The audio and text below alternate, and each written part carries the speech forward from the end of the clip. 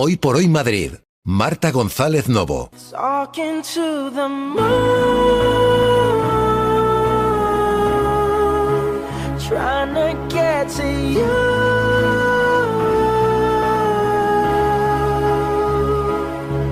In hopes you're on the other side, talking to me too.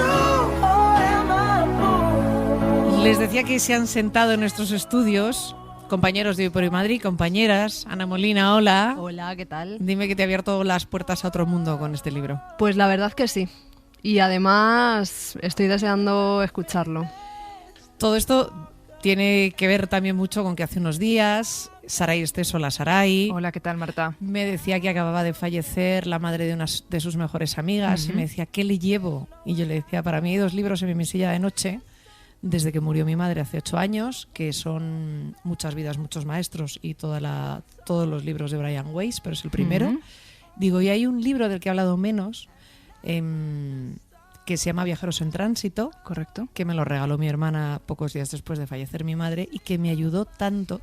Y yo siempre tengo en la cabeza esto de conocer a Brian Weiss. De momento no hemos podido, pero es que la mujer que se sienta en nuestros estudios, a la que vamos a saludar enseguida, ha conocido a Brian Weiss y es la autora de Viajeros en Tránsito. Y a Carlos Cala, yo en su día le regalé a Brian Weiss también. Hola, Carlos Cala. Hola, ¿qué tal? Buenos días. Cuando falleció su madre, hoy queríamos poner el tema de la muerte encima de la mesa, porque yo creo que esto debería ser asignatura obligatoria en las escuelas, porque nuestros padres no nos hablaron de esto, en nuestras familias no se habla de esto, nuestros abuelos tampoco, y al final de repente pues te encuentras con 20 y tantos, 30 o 40 años, diciendo nadie me ha explicado cómo asumir la muerte, ¿no? Y para mí hay un libro fundamental que forma parte pues de mi mesilla de noche. Están Muchas vidas, muchos maestros y Viajeros en Tránsito, y nos acompaña su autora, la doctora María Isabel Eraso. Tenemos la suerte de tenerla en Madrid, de que vive en Madrid. Yo tenía unas ganas enormes de conocerla, se lo encargué a Ana Molina y en una semana pues la ha traído al programa. Ella es la autora de este libro, además es la presidenta de la Fundación Internacional del Dolor y la jefa de la Unidad del Dolor del Hospital San Francisco de Asís en Madrid. Empezó estudiando enfermería, después medicina, se especializó en anestesia y en tratamiento del dolor y hoy está en Hoy por Hoy Madrid. Doctora, ¿qué tal? Hola. Hola, buenos días. Es consciente de cómo ha ayudado desde Viajeros en Tránsito, que luego, me decía, forma parte de una trilogía. Tú te leíste el primero, pero luego ha habido varios más. Acaba de publicar ahora uno interesantísimo que está teniendo un éxito enorme sobre el suicidio. Y de hecho me decía, los derechos de Viajeros en Tránsito me los compró Planeta en su día del éxito que tuvo. ¿Es consciente de cuánto ha ayudado a tanta gente con Viajeros en Tránsito? Pues sí, soy consciente porque me escribe mucha gente y me habla mucha gente, pero como soy consciente que yo estoy aquí para ayudar, pues mientras haga lo que tengo que hacer, pues tranquila, bien.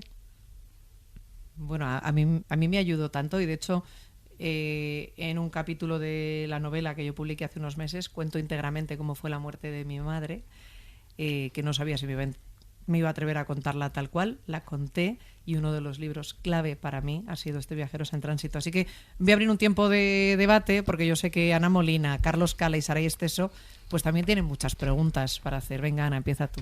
Pues yo quiero saber, hablamos del tránsito, pero ¿qué es el tránsito? ¿Hacia dónde nos lleva?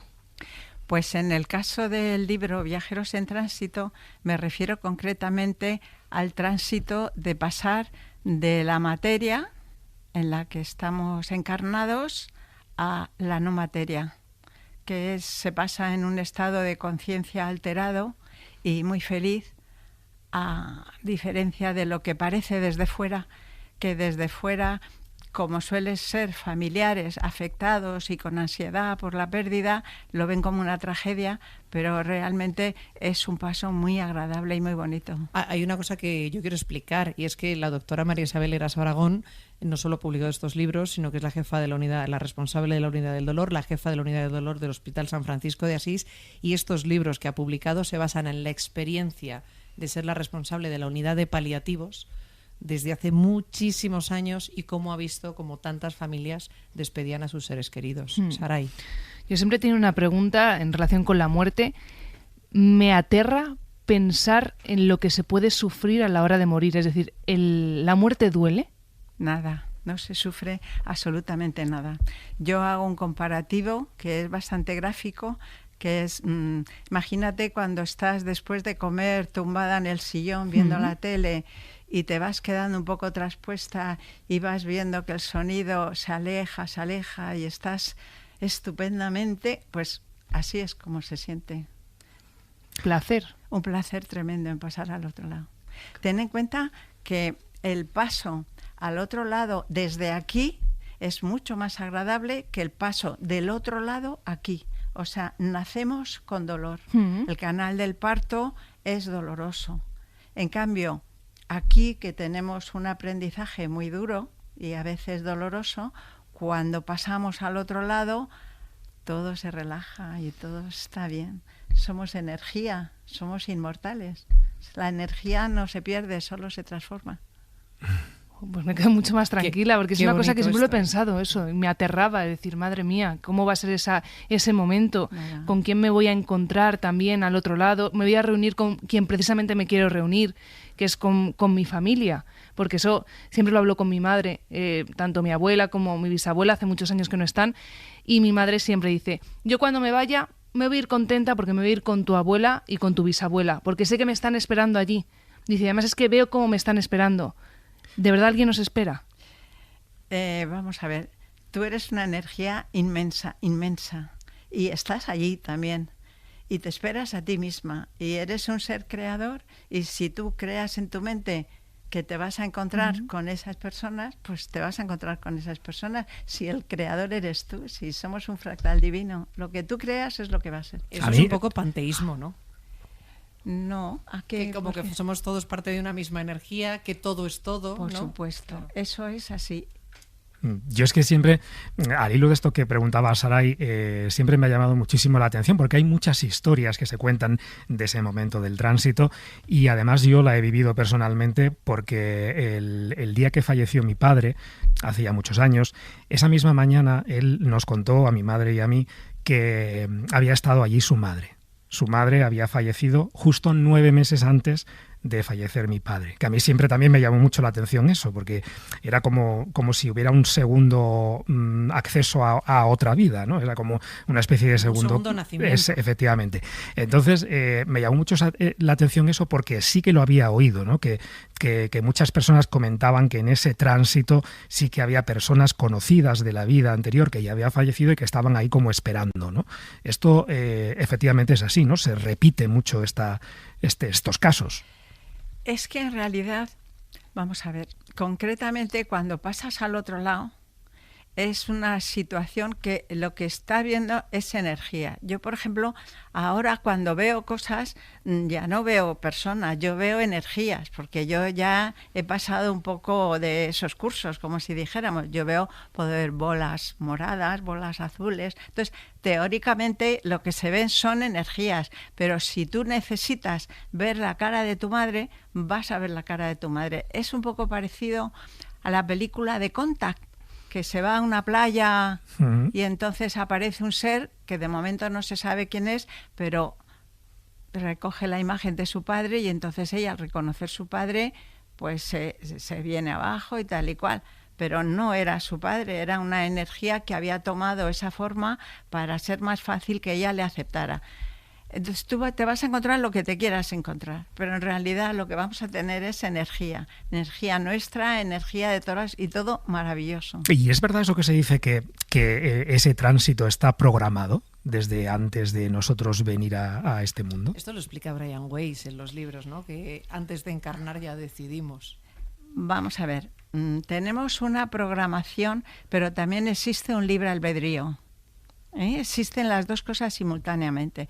Nosotros, cuando nos encarnamos, porque claro, nos encarnamos muchas veces porque tenemos muchos aprendizajes, pero cuando venimos a hacer un aprendizaje, antes de encarnarnos, pues hacemos contratos de amor con personas con las que nos vamos a encontrar, nos van a llamar la atención o nos van a favorecer o nos van a violar o nos van a robar y tenemos que aprender de todas estas cosas. También elegimos el momento histórico, la situación social, se elige todo. Es como si te matricularas en una universidad. Coges asignaturas maravillosas y asignaturas terribles que vas a tener que pasar.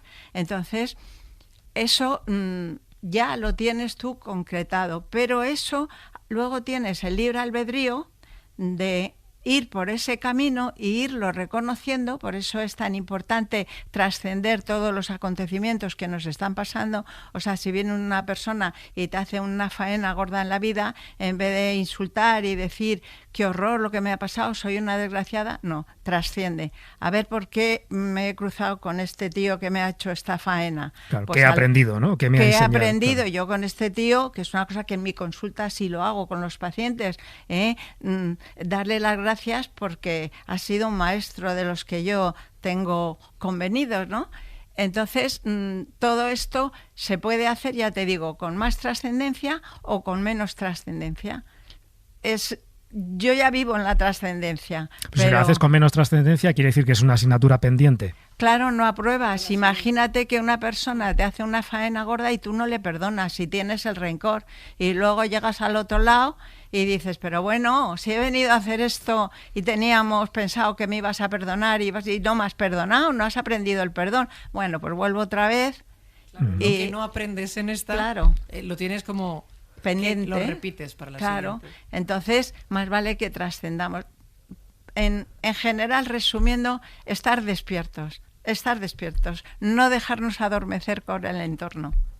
A mí hay una cosa y una cuestión importante del libro que sí me gustaría, doctora, que nos explicase, ¿no? Y esta mañana lo comentaba con Ana Molina, para ayudar a hacer esa despedida, que es un momento difícil, que bueno, pues nos ha ido tocando a todos antes o después, y yo creo que cuanto más preparado estés, si no te ha tocado nunca, mejor. ¿Cómo podemos ayudar a esa persona que se va? Porque esas últimas horas, ellos mismos, no sé si, bueno, de una forma consciente seguramente no, pero ellos saben cómo van y eligen, que esto también lo había leído en alguna ocasión, con quiénes irse, ¿no? Sí. De qué forma irse, eso lo pactas también previamente, Sí, ¿no? sí. Además, incluso esperas a marcharte cuando se han ido todos los del entorno, porque si tienes un apego por tus hijos o por tus padres o por un familiar, humanamente, desde el lado humano, te da un poco de apego y no te apetece despedirte. Pero si se marchan y te dejan solo, pues entonces aprovechan. Por eso hay tantos padres que dicen, fíjate, llevo 4 días sin moverme de su lado y justo he ido a ducharme un momento y se ha muerto en ese momento. Mi madre con mi abuela, precisamente, llevaba días sin moverse en el hospital. En el momentito en el que voy a casa a ducharme, justo en ese momento muere mi abuela. Y ella, al revés, se lo tomó mal. Como, ¿cómo puede ser? No quería estar cerca de mí para irse. Y ya luego aprendió que no, bueno, que fue la manera en la que ella decidió. Luego mi madre también cuenta, porque ella sufrió mucho esa pérdida, hasta que no se volvió a encontrar con ella en sueños. Mi madre no se quedó tranquila, porque no sabía cómo se había ido. Si había sufrido, no había sufrido, y hasta que a la semana no se la encontró en un sueño, no descansó. Y esto es verdad, mi madre no dormía. Es que el desconocimiento de las cosas, el no tener información, pues es muy triste y sufres mucho. Pero realmente eso lo que indica es que tu abuela la amaba tanto que no podía marcharse y dejarla. Entonces, cuando ella se marchó a ducharse, aprovechó para marcharse.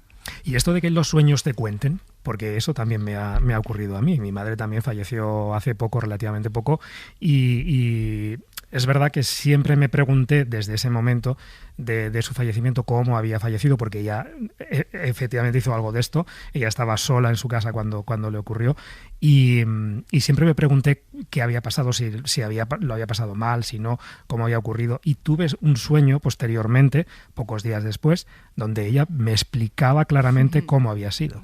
Y fíjate, son sueños súper reales. Sí, Sí. totalmente. Porque yo me acuerdo también cuando mis abuelas, que es que yo las olía incluso.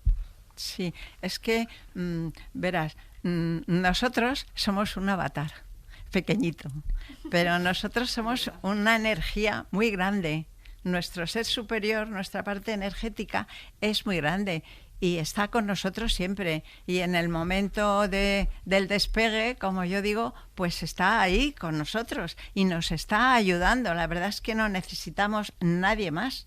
Pero si te has quedado humanamente con problemas, porque ten en cuenta que mientras estás haciendo el primer tránsito de pasar al otro lado, ya te digo que estás en un estado alterado de conciencia, se te agranda el tiempo, se te hace infinito y estás estupendísimamente. Y luego cuando llegas al otro lado, pues has perdido el cuerpo físico y el cuerpo etérico, pero todavía te queda el cuerpo emocional y el cuerpo mental para tener que eliminarlos.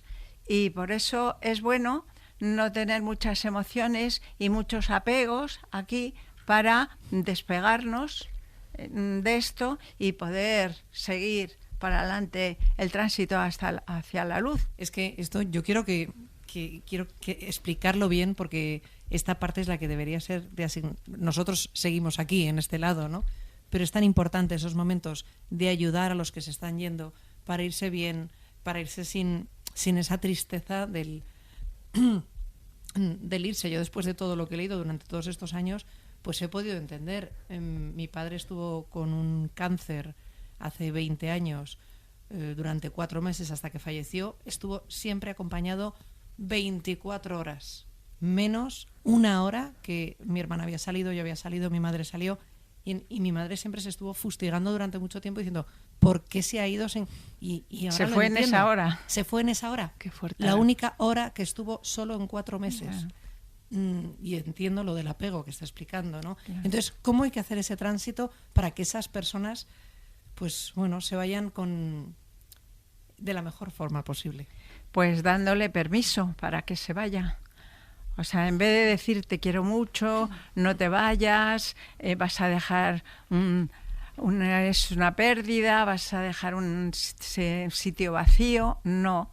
Pues te doy permiso para que te vayas y no estés nada preocupado, porque aquí nos has educado, nos has amado y nos has dado lo suficiente para poder sobrevivir bien. Cuando tú no estés, te vamos a recordar con cariño, pero vete cuando quieras, te damos totalmente permiso.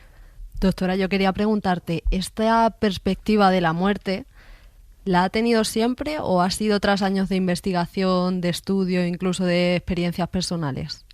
De experiencias personales. Mira, yo a los 47 años, a mí me hicieron una entrevista y me preguntaron, doctora, ¿qué cree usted que hay al otro lado de la muerte? Y yo dije, pues a mí con que haya una cajita de pino para poder descansar ya me vale. O sea, estaba out de todo esto. Al poco tiempo yo tuve una peritonitis y tuve una experiencia de muerte. Pasé al otro lado y de primera intención, como yo era muy científica, sigo siendo científica, pero tengo un pie en la ciencia y otro en la espiritualidad ahora. Pero cuando salí de todo aquello, pues yo pensé que mis compañeros me habían hecho unas bromas en la UBI, me habían montado un escenario con un juicio, con unas cosas, y porque yo no creía absolutamente nada en esto. Entonces, cuando ya me empezaron a pasar cosas raras, porque yo lo llamo el año que viví peligrosamente, porque me hablaba la televisión, la radio directamente. Bueno, me pasaron unas cosas que yo decía, es que me estoy volviendo loca, es que esto no puede ser. Entonces decidí hacer una investigación profunda.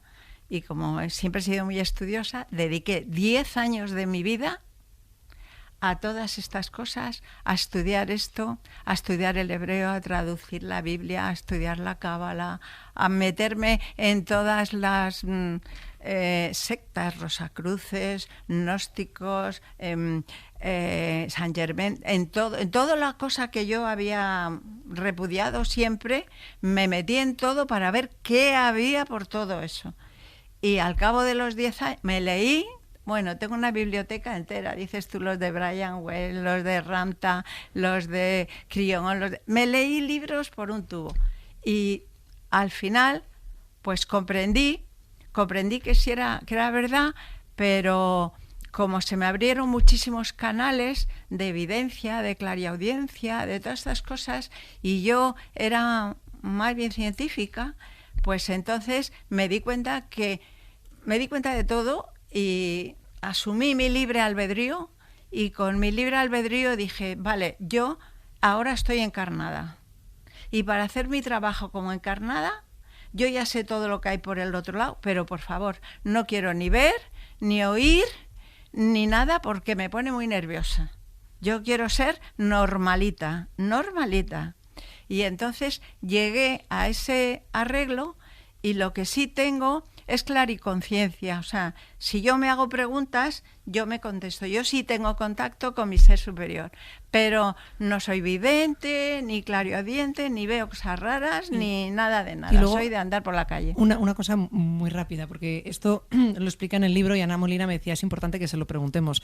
El tema de cómo ayudar al ser querido que se está yendo, la cremación, si al final no se produce una cremación y se queda ahí el cuerpo, parece como que el alma sigue de alguna forma atada, ¿no, doctora? Sí, la mejor forma de ayudarle, bajo mi punto de vista, es la cremación, porque en el otro lado, cuando estamos en el otro lado, siempre existen apegos a lo que hemos dejado aquí, y si está el cuerpo aquí, existe un cierto apego al cuerpo, y si el cuerpo no existe, pues ese apego ayudamos y desaparece. Ahora, la cremación hay que hacerla después de 3 días completos mínimo de haberse fallecido. Pero eso cosa que legalmente no es posible, no se hace así. Pero el cordón de plata sabemos que se ha despegado después de 3 días completos. En una enfermedad terminal muy larga, a lo mejor se despega antes. Y la forma de saberlo es la mancha verde abdominal. Bueno, quien quiera saber de todo esto más, porque llegamos ya a la 1, es interesantísimo. Yo les recomiendo toda esta trilogía, empezando por Viajeros en Tránsito. Ahora la doctora acaba de publicar Ayudas ante el suicidio, pero Viajeros en Tránsito y el resto. Ana Molina, gracias por traer al programa para ayudar a los oyentes, a las oyentes, a Saray, a Carlos Cala y a mí. Doctora María Isabel Eraso Aragón, un placer de verdad conocerla. Muchas gracias a todos. Llevaba esperando años esta entrevista. Gracias. Gracias a todos.